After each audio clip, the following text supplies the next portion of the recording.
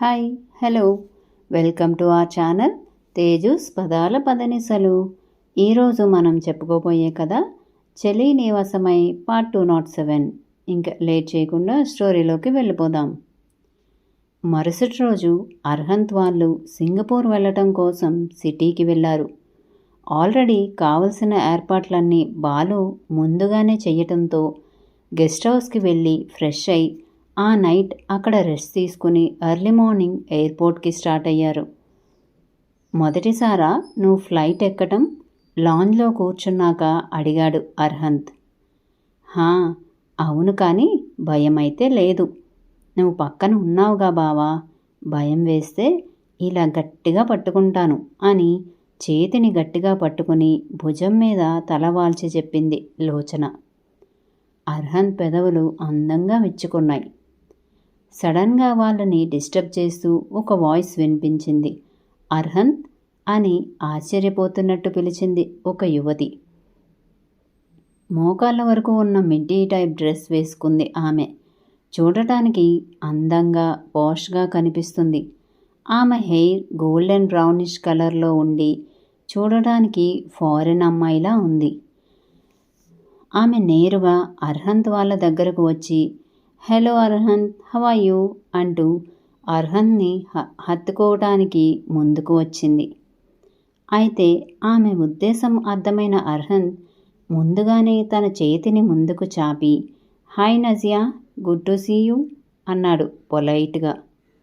తనకి ఇష్టం లేకపోయినా ఆ చేతికి చెయ్యి కలిపి, ఇంతకీ ఎక్కడి వరకు ప్రయాణం? గాడ్, సింగపూర్ అని చెప్పకు, నీ బ్రెయిన్ మొత్తం ఖాళీ చేసేస్తాను అంది పెద్దగా నవ్వుతూ, తనేదో జోక్ చెప్పినట్టు. హతవిధి, నువ్వు కూడా సింగపూర్నే వెళ్తున్నావా? గాడ్, ఈ నసని ఎలా వదిలించుకోవాలి? చిన్నగా తనలో తనే గొనుక్కున్నాడు. ఏంటి అర్హంత్, ఎక్కడికి వెళ్తున్నావు అంటే చెప్పకుండా ఆలోచిస్తున్నావు అని అడిగింది నజియా. అవును, సింగపూర్ వెళ్తున్నాను, కానీ ఒంటరిగా కాదు, జంటగా, నా వైఫ్ త్రిలోచన. మేం హనీమూన్కి వెళ్తున్నాం అన్నాడు లోచన భుజం చుట్టూ చెయ్యి వేసి.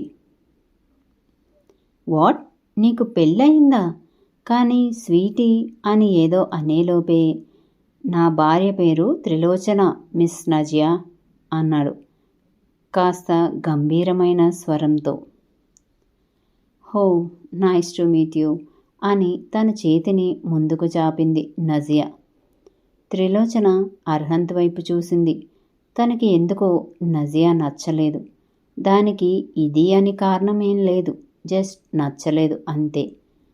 అర్హంత్ ఏం పర్లేదు అన్నట్టుగా కళ్ళు చిన్నగా ఆర్పటంతో తన చేతిని ముందుకు చాపింది లోచన. నజియా నా క్లాస్మేట్, కనీసం ఫ్రెండ్ అని కూడా చెప్పలేదు అర్హంత్. క్లాస్మేట్ని మాత్రమే కాదు అర్హంత్, నీ వెనుకపడి ఎలా అయినా నీ ప్రేమని పొందాలని ట్రై చేసిన ఒక ప్రేమికురాల్ని కూడా. బట్ మై బ్యాడ్ లక్, నా ప్రేమ నీకు కనిపించలేదు అంది మొహం కాస్త నీరసంగా పెట్టి. ఎలా కనిపిస్తుంది? నా ప్రేమ నా కోసం ఎదురు చూస్తూ ఉంటుంటే వేరే వాళ్ళ ప్రేమ కనీసం నా కంటిని కూడా చేరదు అన్నాడు లోచన భుజం చుట్టూ చేతిని వేసి తనని పూర్తిగా తన పక్కకి లాక్కుని. ఒక్క క్షణం జలసి మెరిసి మాయమయ్యింది నజియా కళ్ళలో. కానీ వెంటనే సర్దుకొని, మీ పేరు చాలా బ్యూటిఫుల్గా ఉంది, నీ పెళ్ళిని మిస్ అయ్యాను అర్హంత్ నేను అంది ఆమె నవ్వుతూ. అర్హంత్ చిన్నగా నవ్వి ఊరుకున్నాడు. హలో త్రిలోచన గారు, ఇంతకీ మా అర్హంత్కి ఎక్కడ కనిపించారు మీరు? క్షణం కూడా మిమ్మల్ని వదిలి దూరం ఉండటం లేదు నవ్వుతూ అడిగింది నజియా. మా బావ నన్ను వదిలి వెళ్ళనిది, నాకు ఇదంతా కొత్త అని, నేను ఎక్కడ భయపడతానో అని నన్ను వదలకుండా దగ్గరకు తీసుకుని నిలబడ్డారు మా బావ అని చెప్పింది త్రిలోచన. బావనా? షాకింగ్గా అడిగింది నజియా. హా, తను నాకు మరదలు, సో అలానే పిలుస్తుంది అన్నాడు అర్హంత్ చాలా క్యాజువల్గా. మరదలా? కానీ స్వీటీ ఒక్కటే కదా నీకు మరదలు. తనలా పిలిస్తే నీకు నచ్చదు కదా. ఈవెన్ వాన్ కూడా చేశావు. తను పొరపాటున అలా పిలిస్తే నమ్మలేనట్టుగా అడిగింది నజియా. నన్ను తను అలా పిలిస్తే చాలా కోపం వచ్చేది. కానీ లోచన సంథింగ్ స్పెషల్. తను అలా పిలిస్తే నాకు ఇష్టం. అలానే పిలవాలని నా కోరిక కూడా. అండ్ తను మాత్రమే అలా పిలవాలి. ఆఖరి మాటలను స్ట్రెస్ చేసి మరీ చెప్పాడు. హో, ఇంట్రెస్టింగ్. నీలో చాలా చేంజెస్ వచ్చాయి కదా. ఈ చేంజెస్కి కారణం నీ వైఫ్ అన్నమాట అని అంది నజియా. కోర్స్, నాతో లైఫ్ లాంగ్ కలిసి బతకాల్సిన నా వైఫ్ కోసం నేను ఆ మాత్రం మారొచ్చులే. తనకి నా మీద ఉన్న ప్రేమకి నేను ఏం చేసినా అది తక్కువే అవుతుంది. అండ్ ఆ పిలుపు, తను పిలుస్తుంటే అందులో ఉన్న ప్యూరిటీ నా సోల్ని తాకింది. అందుకే తనకి నేను ఎలాంటి రెస్ట్రిక్షన్స్ పెట్టను. కొందరిలా స్వార్థంతో నిండిపోయిన మనసు కాదు తనది. చాలా స్వచ్ఛమైన మనసు. తను ఏం చేసినా ప్యూర్ హార్ట్తో చేస్తుంది. That's the reason I like her and I love her. లోచనాని మరింతగా దగ్గరకు తీసుకుని చెప్పాడు. ఈలోపు అనౌన్స్మెంట్ వినిపించడంతో ఓకే బాయ్ అని అర్హంత్ లోచనాతో ముందుకు వెళ్ళిపోతే నజియా వెళ్తున్న వాళ్ళనే చూస్తూ తన మొబైల్ తీసి కాల్ చేసింది. అటువైపు రింగ్ అవుతుంటే టెన్షన్గా ఎదురు చూస్తుంది అవతలి వాళ్ళు లిఫ్ట్ చేయటం కోసం. అటువైపు హలో అన్న మాట వినిపించగానే స్వీటీ అంది ఆతృతగా. హా అని క్షణం ఆగి నజియా అంది స్వీటీ. పర్లేదు, బానే గుర్తుపట్టావు. ఇంకా గుర్తుపట్టవేమో, నేనెవరో గుర్తు చేసుకోవాలేమో అనుకున్నా వెటకారంగా అంది నజియా. నాకెందుకు ఫోన్ చేసావు? విసుగ్గా అడిగింది స్వీటీ. నా బావా అంటూ అర్హంత్ వెనక తిరిగానని నాకే వార్నింగ్ ఇచ్చావు కదా. ఇంకోసారి అర్హంత్ వైపు చూసినా షూట్ చేసి పడేస్తాను అని బెదిరించావు. అర్హంత్ నీకు మాత్రమే సొంతం అన్నావు. మరిప్పుడు ఆ మాటలన్నీ ఏమయ్యాయి? అదే, అర్హంత్ తన భార్యతో కలిసి హనీమూన్కి వెళ్తున్నాడు సింగపూర్.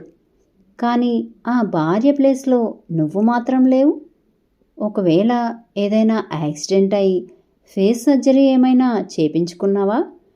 అంటే ప్లాస్టిక్ సర్జరీ లాంటిది ఏదైనా చేసుకున్నావా?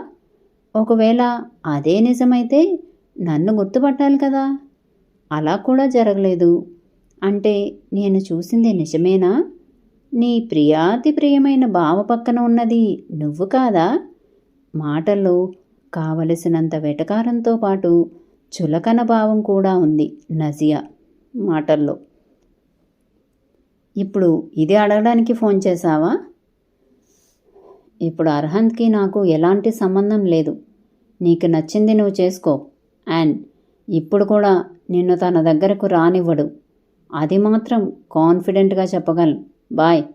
అర్హంత్ కోసమైతే మరోసారి ఫోన్ చేయాల్సిన అవసరం లేదు. తనతో పెళ్లి జరగలేదని ఇక్కడ ఏడుస్తూ ఎవరు కూర్చోలేదు అని విసురుగా అనేసి ఫోన్ పెట్టేసింది స్వీటీ. నువ్వు చాలా ఈజీగా వదిలేసినట్టున్నావు. కానీ నేను వదలను స్వీటీ. అప్పుడు నా ప్రయత్నానికి నువ్వు అడ్డుగా ఉన్నావు. ఇప్పుడు ఎవరూ లేరు. ఇప్పుడు నా కోరికను ఆశను తీర్చుకోవడానికి నాకు అవకాశం లభించింది. దాన్ని నేను ఖచ్చితంగా ఉపయోగించుకుంటాను అని మంగమ్మ శపథం చేసుకుని మొబైల్ ఆఫ్ చేసి స్టైల్గా ఫ్లైట్ ఎక్కడానికి వెళ్ళింది నజియా. బిజినెస్ క్లాస్లోకి వెళ్ళగానే అక్కడ అర్హంత్ వాళ్ళని చూసి చిన్న స్మైల్తో ఎయిర్ హోస్ట్ని రిక్వెస్ట్ చేసి అర్హంత్ వాళ్ళ పక్క రోలోనే సీట్ అడ్జస్ట్ చేయించుకుంది నజియా. అప్పటి వరకు ఒకరితో ఒకరు మాటల్లో మునిగిపోయిన అర్హంత్ వాళ్ళిద్దరూ నజియా పిలవటంతో తన వైపు చూశారు. విండో వైపు లోచన కూర్చుంటే తన పక్కన అర్హంత్ కూర్చున్నాడు. మధ్యలో చిన్న దారి. ఆ తర్వాత నజియా కూర్చుంది. పక్కపక్కనే వచ్చాయా మన సీట్స్? ఇంకా ఏ ప్రాబ్లం లేదు, మనం హ్యాపీగా ముచ్చట్లు పెట్టుకోవచ్చు అంది నజియా నవ్వుతూ. Better stay away from us. Manners లేదా? అండ్ నువ్వు నా ఫ్రెండ్ కూడా కాదు. Then why are you disturbing us? Serious లుక్స్తో కాల్ చేసేలా చూస్తూ అడిగాడు అర్హంత్. ఒక్కసారిగా షాక్ అయినట్టు చూసింది నజియా. మరీ అంతలా మొహం మీదే అనేస్తాడని ఊహించలేదు తను. లోచన కూడా ఆశ్చర్యంగా చూసింది. అర్హంత్ అలా మాట్లాడడం తనకి కొత్తగా ఉంది. అది కాదు అర్హంత్, చాలా రోజుల తర్వాత కనిపించావు కదా, అందుకే నీతో కాసేపు టైం స్పెండ్ చేయాలని అనుకున్నా. పక్కపక్క సీట్స్నే కదా, మనం వెళ్ళే వరకు టైం ఉంటుంది, నీతో కాసేపు మాట్లాడొచ్చు అనుకున్నాను. అయినా నువ్వు నన్ను ఎన్నిసార్లు పొమ్మని చెప్పినా తిరిగి నేను నీ వెనకే వచ్చేదాన్ని కదా. ఇప్పుడు కూడా నీ మాటలను అలానే తీసుకుంటాను. ఇంతకీ మీ పెళ్లి జరిగి ఎన్ని రోజులైంది అని అడిగింది. అర్హంత్ మాటలు తనకి కొత్త కాదు అన్నట్టుగా వాటిని దులిపేసుకుని మాట్లాడింది నజియా. నీకు చాలా టైం ఉందేమో కానీ నాకు లేదు. నా టైం అంతా నా వైఫ్ కోసం కేటాయించాలని ముందే డిసైడ్ అయ్యాను. నన్ను డిస్టర్బ్ చేయకు. అదే జరిగితే నీ సీట్ ఇక్కడి నుండి మారిపోతుంది అని డెడ్లీ వార్నింగ్ ఇచ్చి పూర్తిగా త్రిలోచన వైపు తిరిగాడు అర్హంత్. అనౌన్స్మెంట్ ఇవ్వటంతో పాటు ఫ్లైట్ టేకాఫ్ అవటంతో లోచన చేతిని గట్టిగా పట్టుకుని తనని గుండెలకు హత్తుకున్నాడు అర్హంత్. ఆ సన్నివేశం చూసిన నజియా గుండె కుతుకుతా ఉడికిపోయింది. కానీ గట్టిగా మాట్లాడితే ఏమంటాడో అని సైలెంట్గా ఉంది. ఫ్లైట్ టేకాఫ్ అయ్యాక లోచన అని మృదువుగా పిలిచాడు అర్హంత్. కళ్ళు తెరిచి చూడగానే ఇంకా భయం అక్కర్లేదు, చూడు కింద నుండి అన్నీ ఎలా కనిపిస్తున్నాయో అని గ్లాస్ వైపు చూపించాడు. ఆ గ్లాస్ విండో నుంచి బయటకు చూస్తూ, అవును బావా, అన్నీ చాలా చిన్నగా కనిపిస్తున్నాయి నవ్వుతూ చెప్పింది లోచన. లోచన నుదుటి మీద ముద్దు పెట్టి, మనం ఇంకా పైకి వెళ్తాం, అప్పుడు వ్యూ ఇంకా బాగుంటుంది అని నవ్వుతూ చెప్పాడు అర్హంత్. అర్హంత్ లోచనాని అంత కేర్గా చూడటం, తనని అలా కిస్ చేయడం చూసి షాక్ అయింది నజియా. అతను చదువుకునే ఏజ్ నుండే, ఇన్ఫ్యాక్ట్ స్కూల్ ఏజ్ నుండే తనకు తెలుసు. స్కూలింగ్ అయి కాలేజ్ లైఫ్లోకి అడుగుపెట్టిన మొదటి రోజే ప్రపోజ్ చేసింది అర్హంత్కి. కానీ తను ఒప్పుకోలేదు. తన ప్రేమ మాత్రమే కాదు, తను మాత్రమే కాదు చాలామంది ప్రపోజ్ చేశారు. అర్హంత్ బ్యాక్గ్రౌండ్ తెలిసాక అతని అందానికి మైమరచి ప్రపోజ్ చేసిన వాళ్ళు ఎక్కువ మందే ఉన్నారు.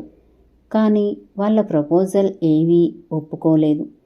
తను మాత్రం పట్టు విడవకుండా అర్హంత్ వెనుక తిరుగుతూనే ఉంది. అతను ఎక్కడికి వెళ్తే అక్కడికి. తనకు తెలిసినంతవరకు అర్హంత్ ఏ ఆడపిల్లతోనూ అంత సున్నితంగా ప్రవర్తించలేదు. బట్ ఇప్పుడు అర్హంత్ ప్రవర్తన చాలా కొత్తగా ఉంది. మనసులోనే అనుకుంది నజియా. మరి నెక్స్ట్ ఏం జరుగుతుందంటారు? తెలుసుకుందాం మరో అప్డేట్లో. మరి ఈ అప్డేట్పై మీ కామెంట్స్ తప్పకుండా తెలియజేస్తారు కదూ. Thank you friends.